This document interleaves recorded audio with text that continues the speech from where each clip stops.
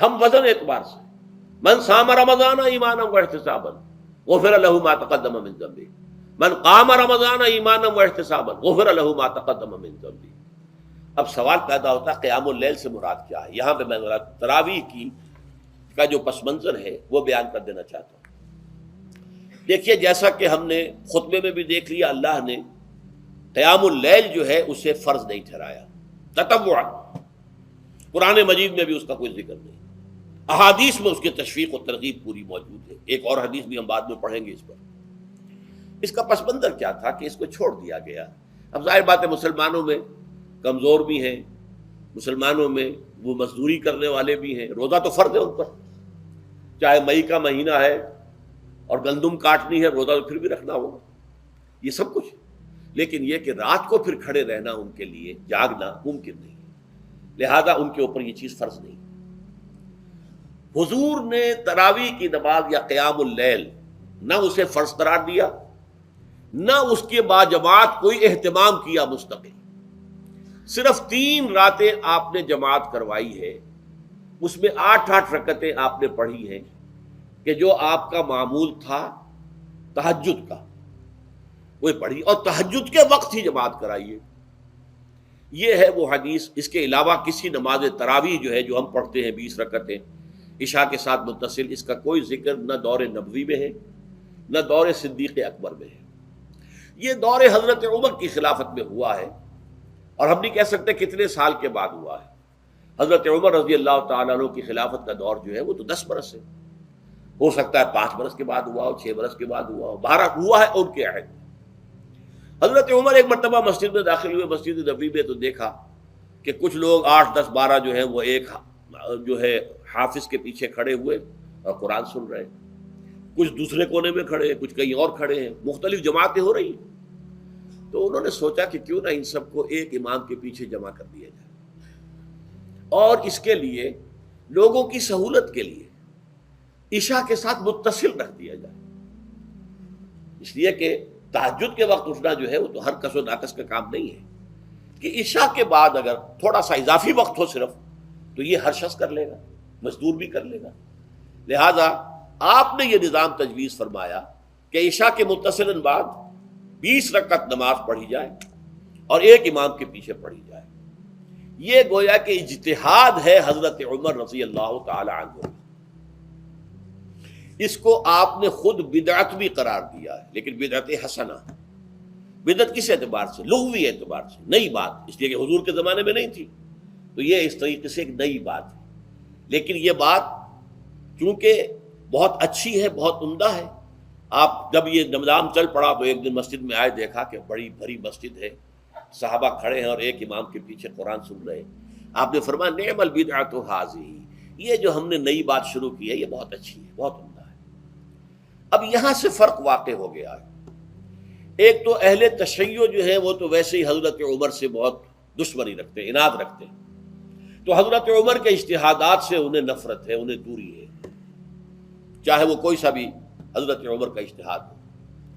ہمارے ہاں اہل حدیث حضرات بھی در حقیقت حضرت عمر یا کسی اور خلیفہ راشد کے فعل کو وہ سمجھتے ہیں کہ یہ ایگزیکٹو آرڈرز ہیں، یہ ہمیشہ کے لیے نہیں ہے۔ حضرت عمر نے اپنے دور میں ایک نظام قائم کیا، ان کے دور کے لیے ٹھیک تھا، یہ ہمیشہ کے لیے نہیں۔ ہمیشہ کے لیے وہ 8 ہی رکعتوں کے قائل ہیں، وہ تہجد والے، لیکن اس میں بہرحال انہوں نے بھی خود یہ اضافہ کیا ہے کہ وہ 8 رکعتیں وہ عشاء کے ساتھ متصل پڑھتے ہیں، تہجد کے وقت تو نہیں پڑھتے۔ اور حضور نے تو صرف 3 روز جو ہے وہ کرائی تھی جماعت، وہ لوگ 30 دن یا 29 دن پڑھ رہے ہیں، تو اضافہ تو انہوں نے بھی کر دیا، وہ نظام میں تبدیلی تو ہو گئی۔ لیکن اہل سنت جو کہلاتے ہیں، ہمارے جو 4 جو ہیں، جو ہمارے مسلک ہیں، حنفی، مالکی، شافعی، حنبلی، ان کا اتفاق ہے اس پر حضرت عمر کا، کیونکہ ان کے سامنے اصول یہ ہے کہ حضور نے فرمایا علیکم بسنتی وسنت الخلفاء الراشدین المہدیین، تم پر لازم ہے کہ میری سنت کو پکڑو مضبوطی کے ساتھ، اور میرے خلفائے راشدین مہدیین جو ہیں ان کی سنت کو پکڑو۔ اس اصول سے یہ چاروں فقہیں جو ہیں حضرت عمر کے اجتہادات جو ہیں ان کو بھی پابندی سمجھتے ہیں کہ تمام عمر کے لیے، قیامت تک کے لیے امت مسلمہ پر ان کی پیروی لازم ہے، لہذا اس میں اجماع ہے۔ اور یہاں تک کہ یہ سب سے آخری جو اس میں مسلک پیدا ہوا ہے زمانی اعتبار سے، سب سے پہلے مسلک جو ہے حنفی پیدا ہوا ہے، پھر مالک کی پیدا ہوا ہے، پھر شافعی پیدا ہوا ہے، اور پھر حنبلی آخری ہے۔ اور امام احمد ابن حنبل بہت بڑے محدث بھی ہیں۔ مسند احمد ابن حنبل جو ہے وہ بہت بڑی کتاب ہے، بہت اہم کتاب ہے، جامع کتاب ہے۔ تو ان کے ہاں بھی 20 رکعتیں ہیں۔ چنانچہ حرمین شریفین میں، سعودی عرب میں، مکے اور مدینہ منورہ میں جو نماز تراویح ہوتی ہے اس کی 20 رکعتیں ہیں، لیکن اہل حدیث حضرات جو ہیں وہ اس 8 کے اوپر اکتفا کرتے ہیں۔ بہرحال یہ ایک اختلاف ہے جو میں نے اس کا پس منظر بیان کر دیا، لیکن اس 20 رکعت نماز سے ادا کرنے سے، جو کہ زیادہ سے زیادہ 50 منٹ یا 1 گھنٹہ لگتا ہے، اس سے وہ قیام اللیل کا حق ادا نہیں ہوتا۔ قیام اللیل کا تو کچھ اور ہی تقاضا ہے۔ قیام کسے کہتے ہیں؟ یہ سورہ مزمل سے واضح ہوتا ہے، یا ایھا المزمل قم اللیل الا قلیلا نصفہ او انقص منہ قلیلا او زد علیہ ورتل القرآن ترتیلا۔ آدھی رات یا آدھی رات سے کچھ کم، یعنی تہائی رات، یا آدھی رات سے کچھ زائد، 2/3 رات، یہ ہے قیام اللیل۔ چنانچہ سورہ مزمل ہی کی آخری آیت جو دوسرا رکوع مشتمل ہے جس پر، اس میں صاف کہہ دیا گیا ان ربک یعلم انک تقوم ادنی من ثلثی اللیل ونصفہ وثلثہ وطائفۃ من الذین معک۔ اے اللہ کے نبی، اللہ خوب واقف ہے کہ آپ بھی اور آپ کے ساتھ ایک جماعت بھی رات کو کھڑی رہتی ہے، 2/3 رات یا آدھی رات یا 1/3 رات۔ تو یہ سارا معاملہ جو ہے قیام اللیل کا، گویا کہ کم سے کم 1/3 رات پر اس کا اطلاق ہو سکے گا، یہ نہیں کہ 1 گھنٹے۔ اب اس کے ضمن میں دیکھیے حدیث پڑھیے، تیسری حدیث ہے ان عبداللہ ابن عمرو ابن العاص رضی اللہ تعالی عنہ۔ یہ وہی عبداللہ ابن عمرو ہے جن کی میں نے آپ کو حدیث پہلے سنائی ہے۔ یہ ساری رات کھڑے رہتے تھے، پوری رات، اور ہر روز روزہ رکھتے تھے، جس پر حضور نے منع کیا، لا تفعل، مت کرو ایسا۔ رضی اللہ عنہما، یہ خود بھی صحابی ہیں اور ان کے والد عمرو بن العاص بھی صحابی ہیں۔ ان رسول اللہ صلی اللہ علیہ وسلم قال، کہ اللہ کے رسول صلی اللہ علیہ وسلم نے فرمایا، الصیام والقرآن یشفعان للعبد، روزہ اور قرآن بندے کے حق میں شفاعت کریں گے۔ یقول الصیام، روزہ یہ عرض کرے گا اللہ کی جناب میں، اے رب پروردگار، انی منعتہ الطعام والشہوات بالنہار، میں نے تیرے اس بندے کو دن کے دوران کھانے پینے سے اور اپنی شہوت کا تقاضا پورا کرنے سے روکے رکھا، یہ میری وجہ سے روکا رہا، تو میری شفاعت اس کے حق میں قبول فرما، فشفعنی فیہ، میری شفاعت اس کے حق میں قبول فرما۔ ویقول القرآن، قرآن کیا کہے گا، منعتہ النوم باللیل، میں نے اسے رات کے وقت سونے سے، نیند سے روکے رکھا، فشفعنی فیہ، تو اس کے حق میں میری شفاعت قبول فرما۔ حضور فرماتے فیشفعان، ان دونوں کی شفاعت قبول کی جائے گی۔ یہ ہے قیام اللیل۔